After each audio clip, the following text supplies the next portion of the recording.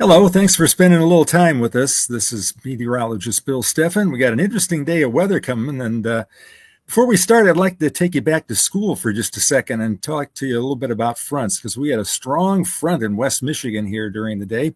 It's a picture I took of the Muskegon Channel, big ship coming out. That front kind of wobbled back and forth. The front divides two different kinds of air. Usually there's warm air on one side, cooler air, relatively cooler air on the other side.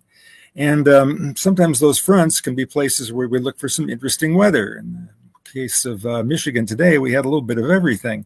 At Ionia, the temperature fell 17 degrees in 40 minutes when a cold front came on through. We call it a cold front because the cold air is winning and pushing the warm air back out of the way. The front that's over southern lower Michigan is going to start to stop. Actually, it's going to stop, and then it's going to reverse and go back the other way. Then it will become a warm front. But to give you an idea of the contrast along this front, take a look at that. At 3 o'clock in the afternoon, it was 63 in Grand Rapids. Just 70 miles to the north of Big Rapids, the temperature was 38. And at Mackinac Island, it was just 28. And they were getting periods of snow and freezing rain up there. So quite a contrast across the state of Michigan. And you often get this with fronts during this time of year. This front has a lot of snow and freezing rain with it, and that's made it very nasty up across the UP. Our 72-hour snowfall map, including the snow that's going to be falling today and tomorrow, shows that yellow color, over 6 inches of snow across parts of upper Michigan. And before we go to the local one, I want to show you the heavy snow that's falling out in the mountains of California. That heavy snow out there will eventually melt and get into the reservoirs, and they should be all set here for the summer season. Now let's zoom in a little bit to the West Michigan, or the Michigan area here. That orange area near Marquette is where we expect a foot of new snow to fall, and they're lucky they're getting it as snow instead of freezing rain, because this storm has a ton of freezing rain with it. We'll go on to the next slide here and show you that we've got freezing rain setting up across all those counties in the purple, including northern lower Michigan. And in fact, as I speak right now, as we're recording this, there are more power outages in Michigan, it looks like, than all the other 49 states combined. There's well over 100,000 customers. I think we were up to 115 and counting across northern lower and upper Michigan.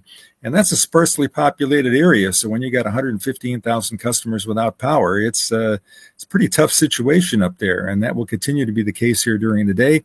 This is the way it looks in Marquette. The county is in that bolder purplish color, reddish purple. Those are the areas under an ice storm warning, which is worse than a freezing rain advisory. And the counties in pink are winter storm warnings. And those are the areas up from the Houghton area back down to Ironwood, where they'll be seeing some heavy snow, along with a little bit of freezing rain. So anybody traveling north, really icy. I saw the Mackinac Bridge was telling people not to drive on the graded portion of the bridge because it was icing up. And of course, you can't really salt the graded part because the salt will go right on through down to the water. So they got some problems up there. The band of freezing rain is going to continue from Minnesota across northern Wisconsin, upper Michigan, extreme northern lower Michigan, and then expand out into Ontario, get into upstate New York, Vermont, New Hampshire, and Maine. So this is a large area being affected by significant snow and freezing rain. We won't be seeing anything like that around here, though. We've got some big thunderstorms here to contend with. We'll talk more about that in just a little bit after we take a little word from our sponsors.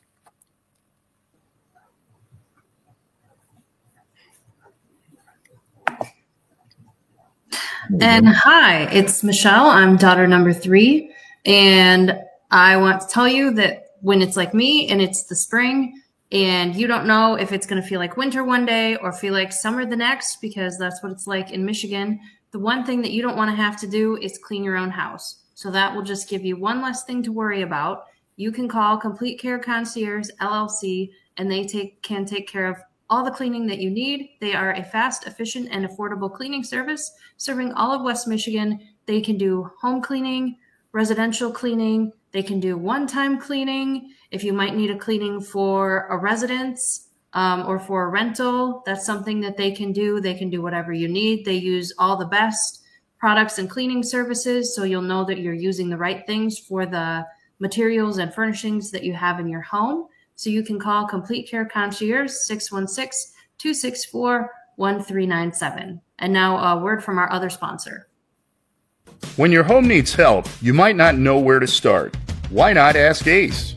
We're always here to help with Ace Handyman Services. Our talented craftsmen handle everything from drywall and carpentry to doors and kitchens. We're the neighbors you trust to get the job done right. Let's get started. Book your handyman appointment today. Ace Handyman Services, bringing helpful to your home. Ace is the place with the helpful hardware, folks.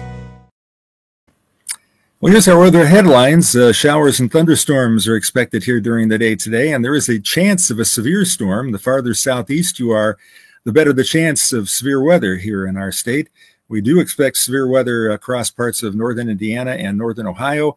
The area south of I-94 would have the best chance for seeing severe weather, but even up past Grand Rapids, there is that chance for some strong winds and even an isolated tornado today. It will be warm today south of Grand Rapids, where temperatures will soar into the 60s as that front pushes to the north. If the front doesn't get to you, and if you're up by US 10 or up toward Houghton Lake or Gaylord, your temperatures will hold only in the low to mid 40s here during the day. And colder weather will follow for all of us with rain or a mix of rain and snow during the day on Monday. So typical March, we kind of go back and forth here.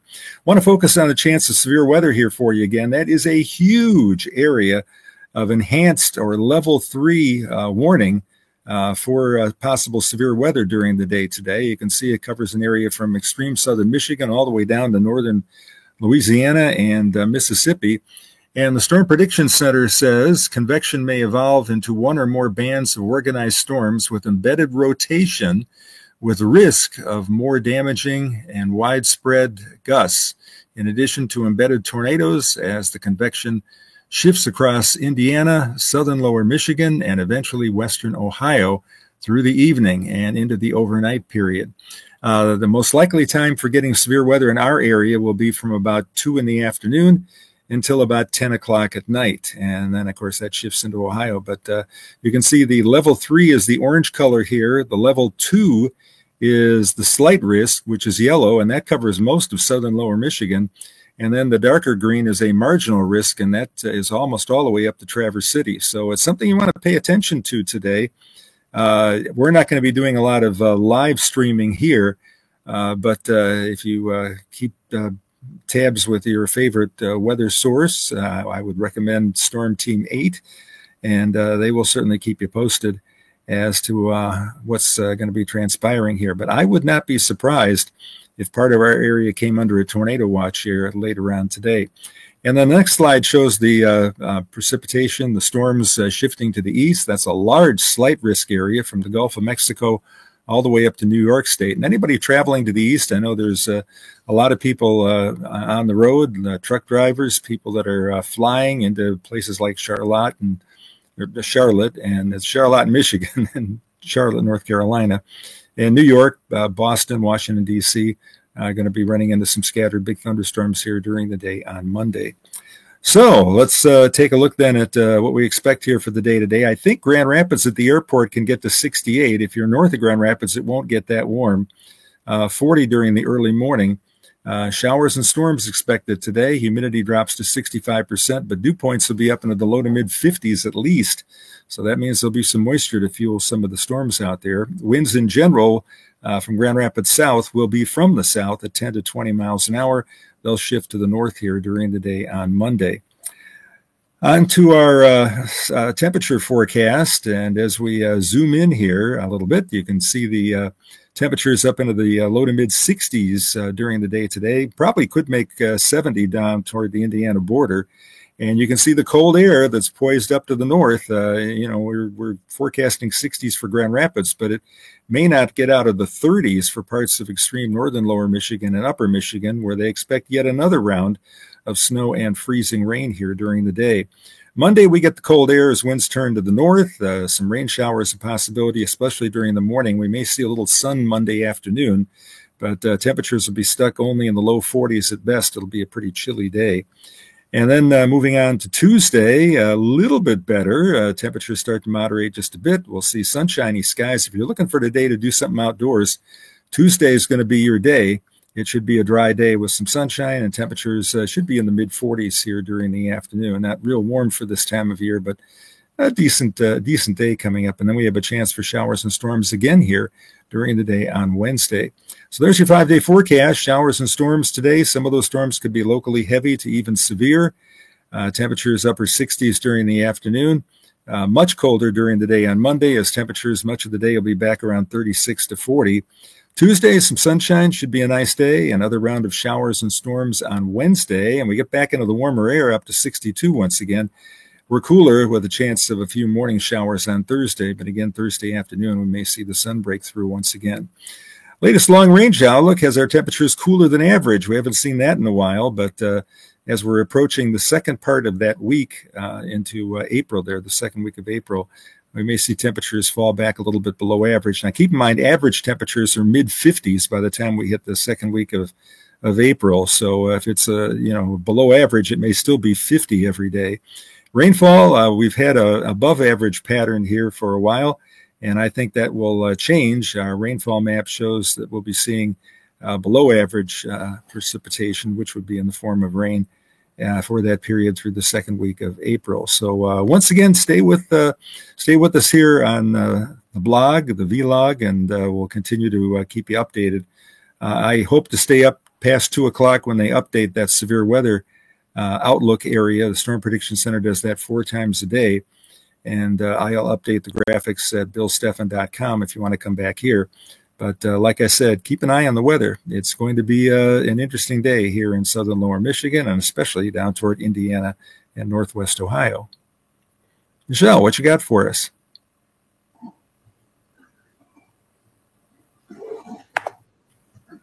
Hello, how are you?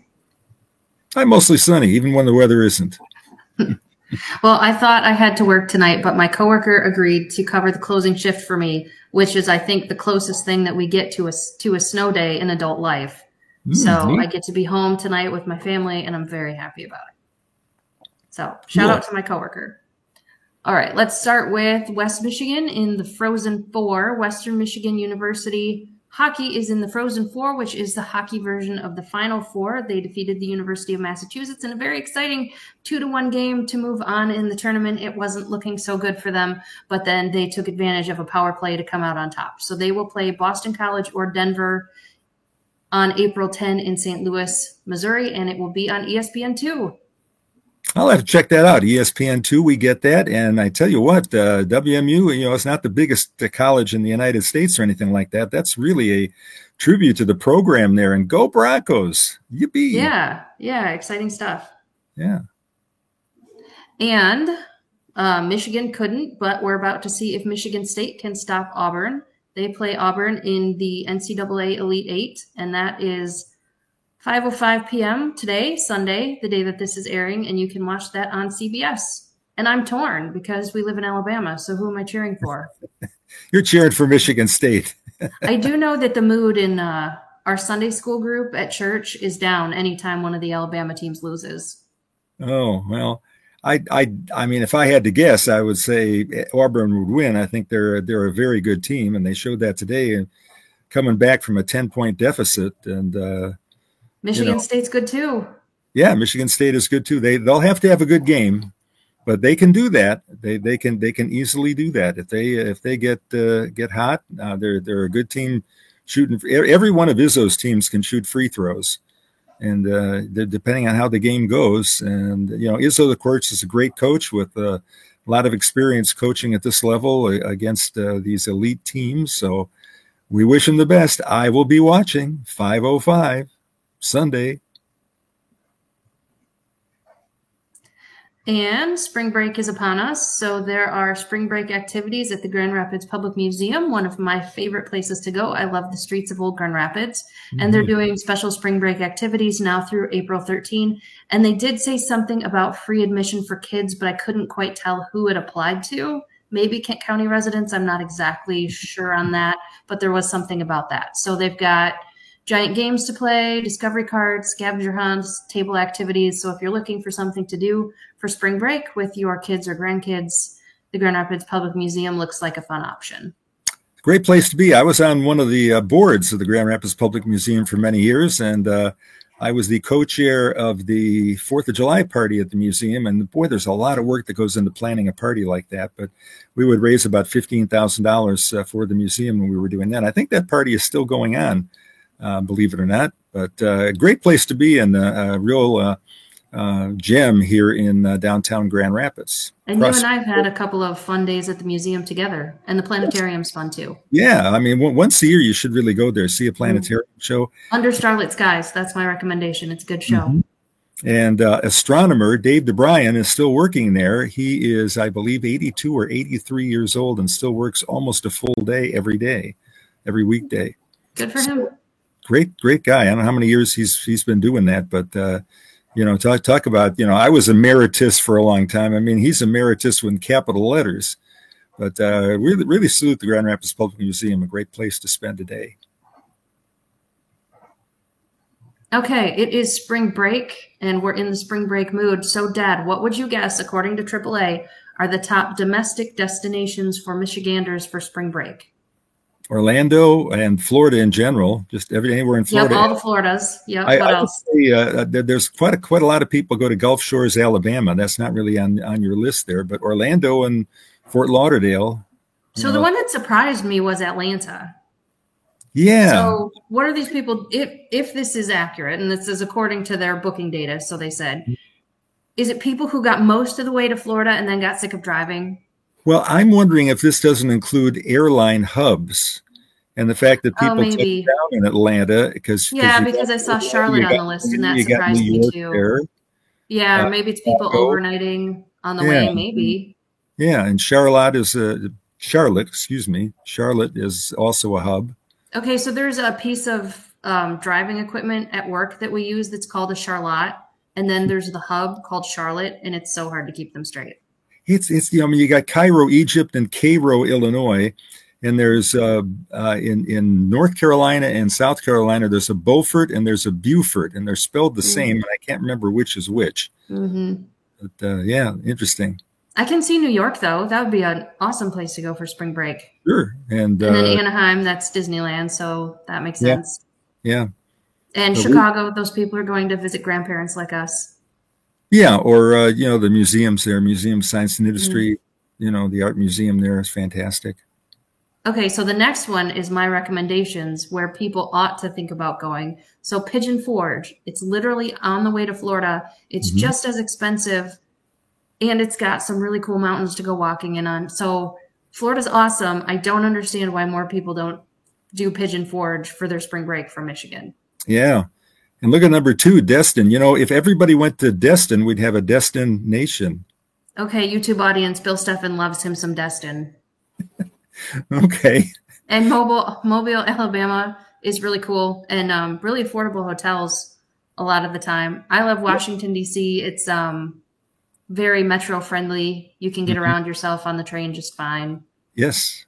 And then all the Texases, that's a bit more of a drive from Michigan for a spring break. But there are flying options. And then Charleston's beautiful. Savannah's beautiful. Chattanooga as well. And then Asheville, North Carolina. I've never been to Asheville, but I've heard good things about it from people who have. I've never been to Asheville, never been to Savannah. I was going to Savannah, but we had the blizzard of 78, and I never got there. You got bologna sandwiches at WZZM. Bologna sandwiches. Yes, we did. We survived on those for 3 days. Paul Barris, who was in my kindergarten class, became the lead meteorologist in Chattanooga, Tennessee for, I believe, about 30 years. He recently retired. What else? What else would we consider here? I think there's places here in Michigan. If the weather's nice, golly, head to Lake Michigan. If the wind's not coming directly off the water and it isn't too cold.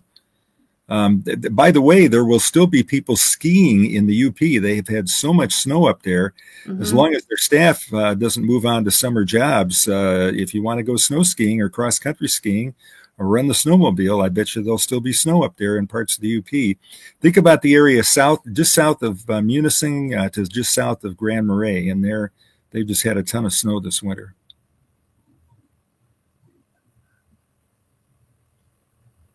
All right, so here's your first quiz question. I've been having a lot of fun with the trivia lately. Mhm. On March 30, 1867, the United States purchased this land. In 1959, it would become the 49th state. You know, when I was growing up, our flag only had 48 stars. And then in 1959, we added Alaska. So that's the answer to your question. And in 1961, year later, Hawaii became a state. But, do you remember it? Do you like have personal knowledge of being 7 years old and this happening? Let's see. I remember the flag changing. I remember my father pointing out that he had to get a different flag because we now had 49 stars instead of 48. Did they think it was a good idea at the time? Because a lot of people didn't. Yeah, I think it was strategically for defense purposes. I mean, it's a huge area, and obviously you'd think that there would be some value to the land there. Besides, 2 cents an acre was what I read. Pardon me? 2 cents an acre was what I read for the purchase price. Yeah, I mean, I think we could have paid 3 or 4 cents an acre for that. And it was called Seward's Folly. It really was. All right. On March 30, 2003, New York City banned smoking in restaurants and bars. When did Michigan ban smoking in public places? Let's see. It was a few years after that. I know that, but it's been that way for a while. Because now that we have that, it's crazy to think that we ever didn't. Oh, But there was a time, and I remember. You know, it was when I went to college. Of course, you know, a lot of the social life revolved around the bars there, and you know, a lot of people smoked, and it was interesting because the students complained that they didn't have enough money to smoke, and you know, it could have saved their lives, mainly just not having enough money to smoke back then, because I mean, the student bars were just totally packed on a Friday or Saturday night. It was pretty incredible there, but we were all broke. All right. Let's see what year it was. 2010. 2010. It's not that long ago. It feels like it's always been, but it really hasn't. And as I was researching this, there are still quite a few states that don't have a restaurant smoking ban. Right. Or yeah, right. And it's up to the restaurant themselves what they want to do. Some restaurants will keep it, some restaurants won't. And it'd be interesting to see what the rule is in some states that grow tobacco, like North Carolina and Kentucky. What they have rules there. So yeah, very interesting. All right. Let's see your next question. On March 30, 1858, Hyman L. Lippmann was awarded a patent for this implement. The concept had been around for centuries, but Lippmann's version came with a built-in way to fix your mistakes. He owned a stationery store in Philadelphia. Okay, I think I know what this one is, and I guessed this before I looked at the slides. It's the pencil. But what about it? One of the things that you don't realize about the pencil is how much it's been just the same average pencil for over 100 years. It was back in 1913 that they first marketed the number 2 Ticonderoga pencil. It was made in Massachusetts, and it has this metal clip on it right here, which holds an eraser. And the eraser is good for probably about 3 weeks before it kind of dries out, and then all you get is smudging on there. But one of the things that really hasn't changed, and people were all impressed that it could write upside down, because everybody used fountain pens, and they were terribly messy, and you couldn't write upside down if you were in a submarine. And all of a sudden, hey, this pencil works pretty good. It's got cedar wood on the outside, graphite in the middle, and it's got the metal clip and the eraser there. Most of them used to be yellow. They come in different colors right now. In fact, right here, I have a Storm Team 8 pencil, which has a really good eraser on it. If you ever get a hold of one of these erasers work, years after you get them. So, So I think on the next slide, we've got a story about the gold pencil. Oh, a pencil with an attached eraser. Okay, so maybe the next slide. So the reason that they painted them yellow was because they were trying to make them look like the color gold, because they thought that would make them a hot seller, that everyone would like it because, well, it's the color of gold, so it must be fancy. And they wanted to make one that was high end. So that's how they ended up with that. And then there's the different numbers are based on how much clay is mixed in with the graphite to determine how hard it is. And so they're for different purposes. Like you might use a softer one for drawing or a harder one for some other things. And of course, I grew up in the bubble test generation, so we all know our number 2 pencils very well. Yeah, from the ACT and the SAT, you had to have a number 2 pencil. Number ones were Don't kind even think about it. yeah. You're And just then not getting into college if you try to do your ACT with a number one. I had at one point in time I had one of each. I had a 1, a 2, a 3, and a 4. Wow. It's kind of like What was your connecting favorite? coins. Pardon me? What was your favorite? I always used a number 2. Mhm. And then, of course, the mechanical pencils came out. You know, my dad was an engineer, and he was just all excited about mechanical pencils. All you have to do is tap them. You don't even have to sharpen them. So National Pencil Day. So Yeah. everyone enjoy the day. Mm-hmm. Aw. That I is got these from your Facebook page. right. I think Marie took those pictures and put them up on my Facebook page. That's daughter number 2. Those are daffodils coming up, and we have on the right the snowdrops. If I had to write the 5 things that have been the best economic value that I have ever had in my life, the snowdrops would be up there on the list.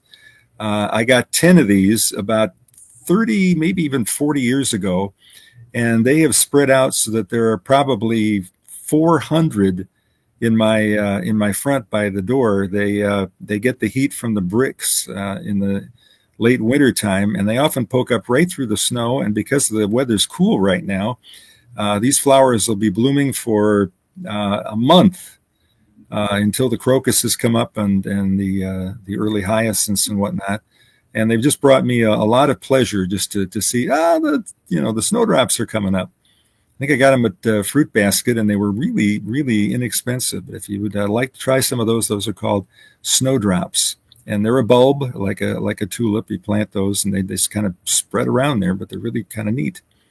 You know, this is totally off topic. When I was 10, you guys threw me a surprise birthday party, and the decoy to get me out of the house was the neighbor taking me to Fruit Basket. Oh, no kidding. I don't remember what the guise was of what was needed and why I had to go with the neighbor to Fruit Basket Flowerland, but I did buy it.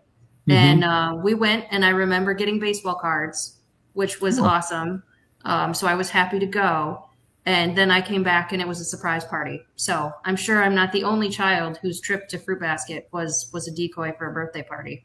Yeah, neat. I think we still have those those baseball cards here.